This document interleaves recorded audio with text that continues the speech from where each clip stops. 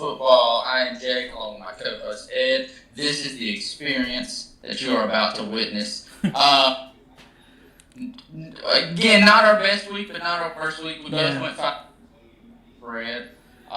So that's pretty good. But overall, pretty much the big thing here to talk about is there are some teams that are still.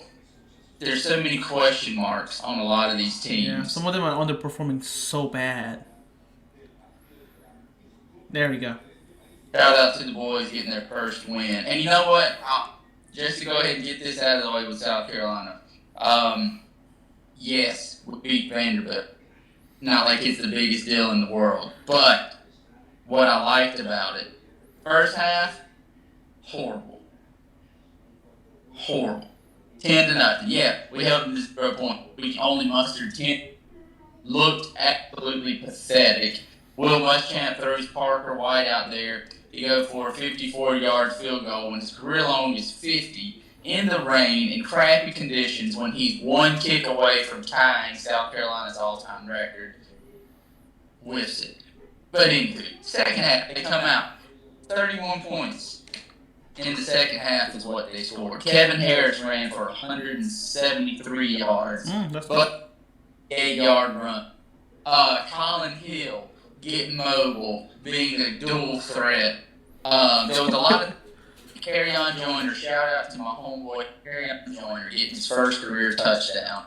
One play, 47 yards to the house. That's what I like to see. But so there was definitely some positives, and the positive really is the fact that the past couple of years we have not laid it on Vanderbilt, because that's really like the Vanderbilt fans. But you know, they're the punching bag in the East, really. Probably the punching bag in the SEC outside of the fact that Arkansas has finally got a credible coach that's actually got them trending in the right direction. Yep. But they didn't shy away from scoring points.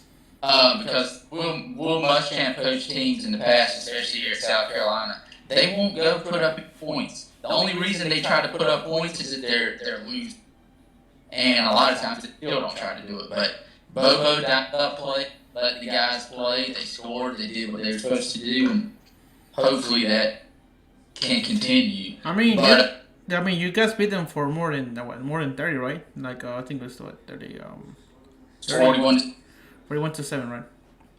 I mean, you did better than Texas A&M. Remember, they struggled against Vandy.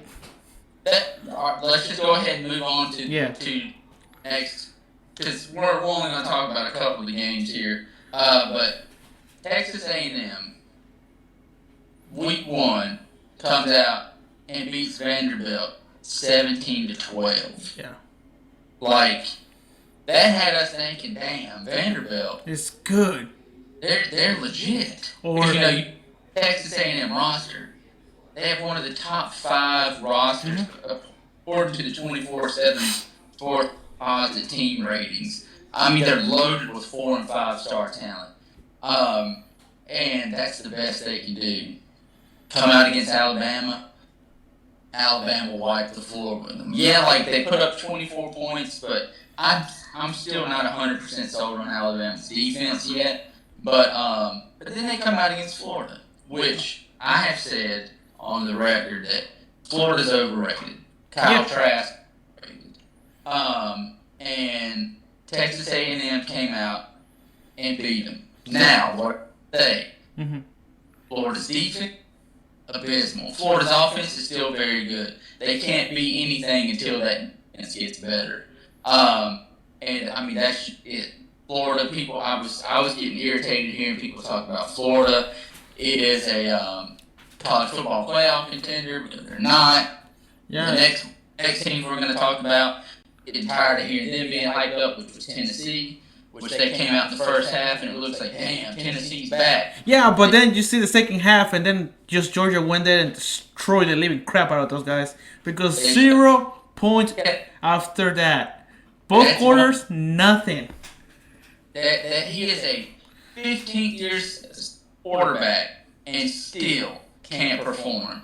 at least Kellen Mond, I'll credit that man. He's been at Texas A&M for 30 years now, and he finally got him a good signature win. Although still, I think Florida's highly overrated. But well done for Texas A&M. Still a lot of question marks in my opinion. See next week how they perform. They still gave up 38 points against Florida. Well, touche. South Carolina gave up 38 points against Florida. We could have scored a little more, but I think so. I think by the time a couple of weeks later, I actually think that Texas A&M South Carolina game can be pretty good. Because I think personally, I think both of the defenses are still kind of iffy, but I think offenses are starting to click, and I think that could be a pretty good game. But let's just go ahead and get on to the Tennessee-Georgia game. Dude, Georgia's legit. Yeah. They didn't show it in the first half, but the fact that Kirby Smart probably went in at halftime and told them to get their shit straight. That pep talk had to be really freaking good, dude. I gotta give him that. It comes out and just... It's like, I mean, I'm not trying to, crap my parade here, but I do see Georgia going to the playoffs by the way they're playing. We will really find out this week who is going to the college football playoff. Because we know how many teams are going to be there. They're a threat, used to be a threat. They're out because they won't qualify for the playoffs. So right now, the teams we got here are the only ones that can qualify. Here's the deal. Georgia plays Alabama this week. Yeah.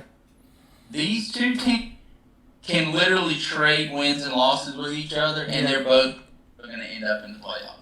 Because even if, say Alabama wins this week, takes down Georgia, Florida's not going to. South Carolina's not going to beat Georgia. Kentucky's not going to beat Georgia. Nobody that Georgia's going to play is going to beat them but Alabama. And no one in the West is going to beat Alabama. I think the closest contender was probably Texas A&M, and they got gunked. Yeah. And then comes out and actually played very, very well against Alabama, but again, Alabama's defense, in my opinion, is still not very strong. That's why I'm kind of sold on Georgia, but we'll really find out after this weekend. Yeah. I think that's going to be interesting because, again, I think those two teams can trade. But whoever wins, if someone, say Alabama wins both or Georgia wins both, they're definitely in. But that's going to be an interesting one. The other game here that I wanted to briefly hit on is Arkansas at Auburn. Yep. Because all got robbed. Yes. They got robbed. A block snap by Bo Nix and a backwards spike. That counts as a backwards pass, which should have been ruled a fumble. They was dead when Arkansas was trying to go for it. And at Auburn, they get all they get's a what did they get? They got a intentional grounding. Had to go back 10 yards, kick the game-winning field goal. Man, the boys got robbed. But it's a that they started looking good again. Yeah. So Sam, well done, my friend.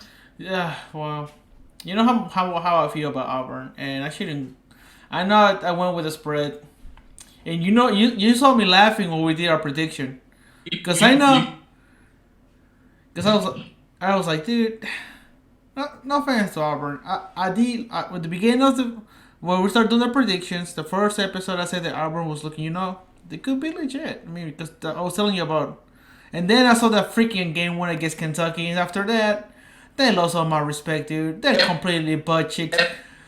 Never any chance for Auburn to be legit this year. I mean, I was thinking having a really good record. That was my thought about it.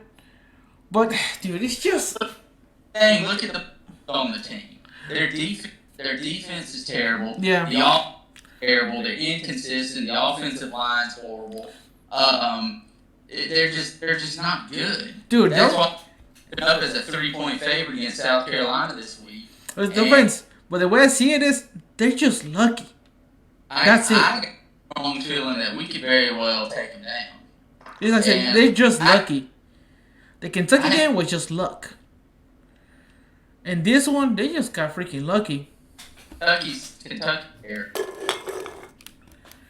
All right, let's continue because this just talking about that team, it makes me sick. Let's see. We've already kind of briefly hit on Alabama and Ole Miss. Well, let's talk about Ole Miss, dude. SEC history. Uh, well, no, I'm sorry, it wasn't a high scoring game. It was one of the highest scoring games. A lot of offense, no defense on either side. Nope. That was pretty rough.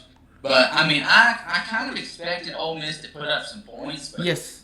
I didn't think they put up as much. If Alabama pulled away, kind of like we thought, but their defense, man, they're allowing a lot. And then Nick Saban comes out and says that crap he said about Lane Kiffin. Probably knew their defensive sign.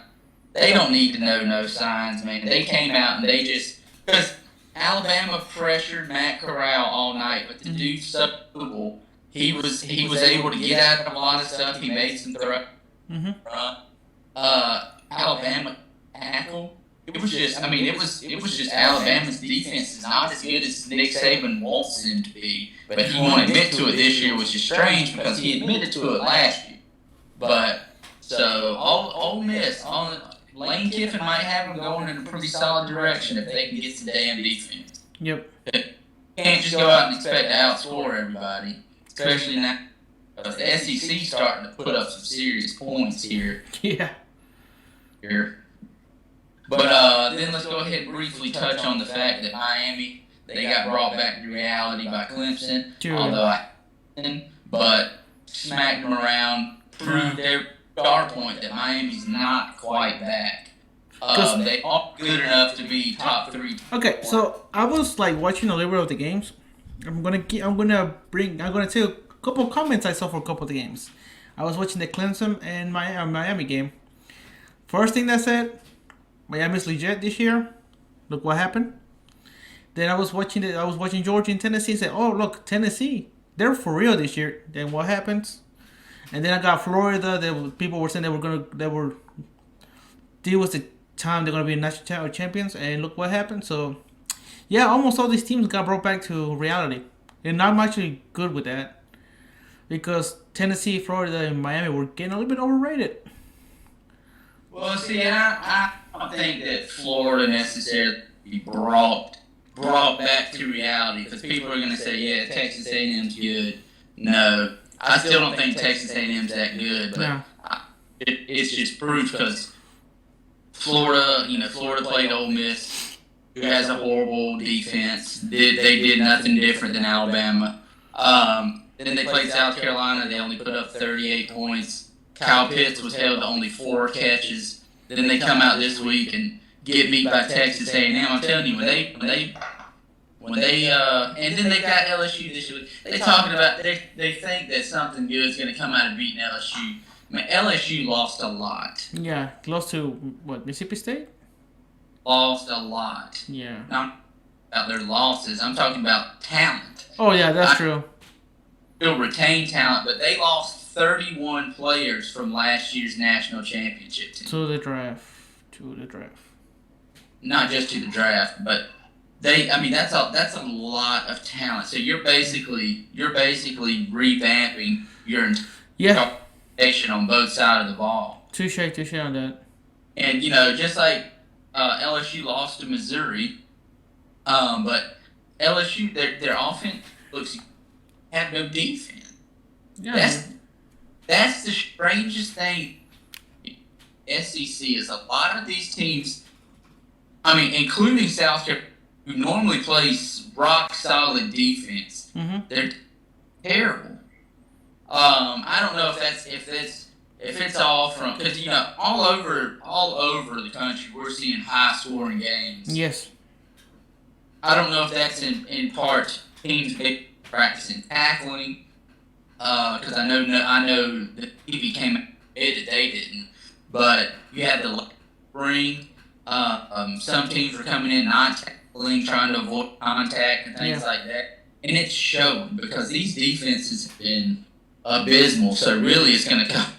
It's coming down to who scores more points, which is just odd. Yep.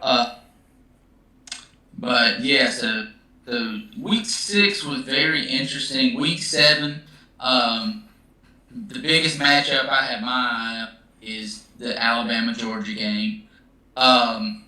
And then, of course, I'm going to watch my South Carolina Gamecocks take on Auburn because I think we have every chance of beating them. Yep. But still, he showed it yesterday is very, very inconsistent. The one thing Auburn that I see consistency in and Tank Bigsby, I wish he would have went ahead and came to South Carolina because Marshawn Lloyd ended up getting injured, so he would have came in and had a good spot in the rotation. But Yep. I'm happy with Kevin Harris because a bowling ball of a running back. But that'd be interesting to see if we can stop Tank Bigsby. They have a couple of quick receivers, but Bo Nix, the inconsistency. If we can pressure that guy, It's game over. I think we have a very good shot at taking him down. Yeah. But so that's pretty much that. The last game that was supposed to be going down with us for last week supposed to be Coastal at Lafayette, Yeah. which is Wednesday. But you know what? We've been doing so bad. We're just gonna go ahead and let that one ride itself out. Still gonna take Lafayette to win the game, but Yeah. Coastal, don't sleep on Coastal, man. Nope. They're looking. Then we still got to talk about Texas and Iowa State. I don't have to talk about either one of those teams. When Iowa State, Texas is terrible. Yeah. I don't have to talk about the Big 12, period. They suck. But hey, the teams that I think could end up, I like Kansas State. Oklahoma State still hasn't lost. Yep. So I think it's going to come down. It's going to come down to, in my opinion, probably still somehow Oklahoma State or Iowa State. I mean, let's see. Well, the thing is with Oklahoma right now this year, you don't know what to expect. They have a defense, and then Spencer Rattler's either going to throw 4 picks or he's going to throw 4 touchdowns or he's going to do both. Yeah, he's not in the same game. Don't forget that, in the same game. So that's. He got sacked a lot in some of his games too. So I really have nothing to say on any of the teams because that conference is just horrible. And like I said, I know a lot of teams are lacking defense this year, but yeah, Big 12, Texas. It's supposed to be Texas and Oklahoma. Yeah. They're the only 2 teams in that conference that have top 10 talent. I mean, that can rope in top 10 classes. Yeah, because right now it's like I'm just checking the scores of this weekend, and yeah, you're right. But there's a couple games where people didn't score like that much, and of course I know we're gonna jump to this one in a second. So which I'm just gonna do it. Notre Dame at Florida State. Yeah, Notre Dame put up the offense that I figured they'd put up, but they gave up 6 points to Florida State. True. But I will say, since Florida State finally got rid of Blackman at quarterback, they're looking better. That guy's he's a loser. I think personally, like as a football player, he's not a good quarterback, and it's a good thing that they made the move because I think it's working out for them. Yeah. Defensively, they're still horrible. But it's good to see something going right for them. And then your team, one of the things you picked wrong, BYU, they did get the win. But they didn't go to spread. I told you, Texas San Antonio, they're not a bad football team. But that show with BYU, BYU still what they are. They're not a good team. They play nobodies. They're an independent. They put weak teams on the schedule to try to look good. But unlike Notre Dame, at least Notre Dame tries to schedule a couple of tough opponents. Yeah. You're even lose, but say you schedule Clemson or Georgia, you lose by a touchdown. That looks better than losing or almost losing to Texas San Antonio or something. Because I was thinking that we're gonna beat San Antonio, and I should check their scores more for San Antonio, how they're doing this year.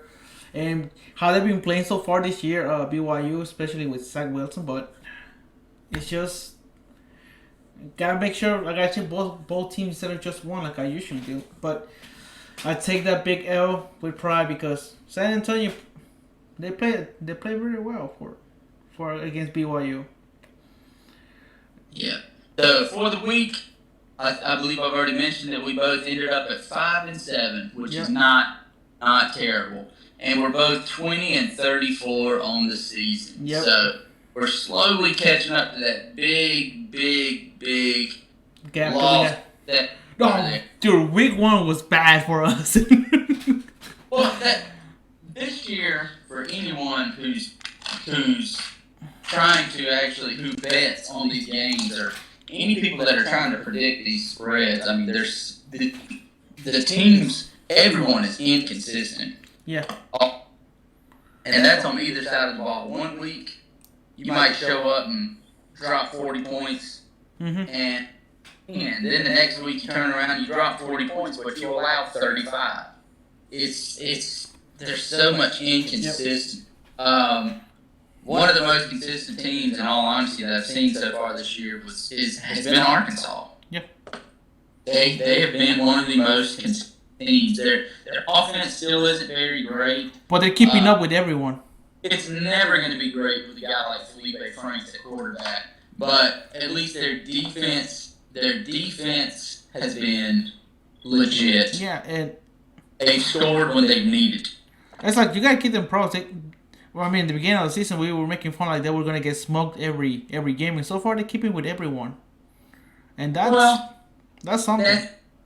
When you got a team that's played like Arkansas has played, you can only go off of what they've done, and then have nothing to go off of, because they're under a new coach again, Pittman. And you don't really have a spring to go off. You don't have a spring game. You don't have a lot of stuff. So Yeah, you lost a lot.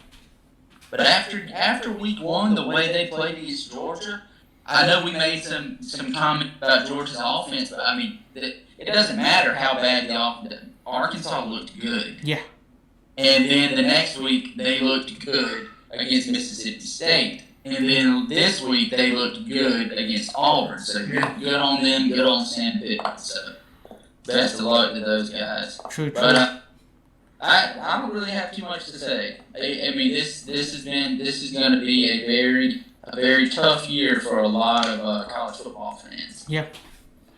Well, kind of see how this keeps playing out. Let's see. Well, UNC is still undefeated. It's just nice to see that South Carolina got a win because I was ready to give up on the season. But hey, in 2 weeks we start. In 2 weeks we start our season. So. Not next week. Not this one. The next one, Boise State plays. That's the same week that the Big Ten starts. Mm-hmm. And then 12 starts in November. Yeah, the first week of November. Adding everybody. Well, we know that, like I said, some teams won't be able to qualify for the playoffs, which is good. But there's so many teams that really want to perform. But let's see what happens. Yep. And hey. Also, shout out to the hometown Pirates. Yeah, they beat South Florida. They won. They won. Good score. Oh, that's rough.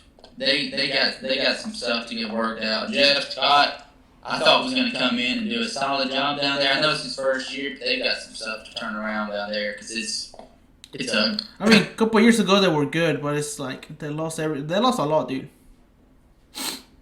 So we'll see how that goes. But yeah, just a quick shout out to ECU. That's all I got. You got anything else you want to add? Okay, what I got is let's see. Next week games. That's how many. Well, that's gonna be for the next episode because I want to be talking about some teams I'm actually looking forward to watch the play this weekend. To tell the truth, and I got nothing else other than It's just this. I didn't expect Florida to lose. To tell the truth, you were telling that they were gonna lose soon, and they did. BYU let me down, and I'm surprised the Northern hasn't let me down since I started picking them for them to win. So, which is cool. Yeah. They didn't cover spread, right? No, but they beat one by a lot. Though it's a win in my heart, but it's an L in the sheet. So they won by. Let's see. I think they won by 16. Yeah. 16. It was 21, right? I think it was 20 and a half. 20 and a half. Well, it is what it is. So. Yep. That's pretty much it. So we'll be back We'll be back. We might do a little guess the spread video before we do our predictions, just for fun, just a little quick video. But if not, we'll be back on Wednesday with our predictions. Yep. And then of course Friday. We did not do the South Carolina Vanderbilt game this week because I really could not have cared less about that game or calling it. But I'm a little anxious for this weekend's game because I think this is one very win. That could change the season. Yeah, so we'll be back Wednesday and Friday. Videos, we usually try to post them before lunchtime. So we'll see you guys then. And go Braves. Got our games coming up tomorrow.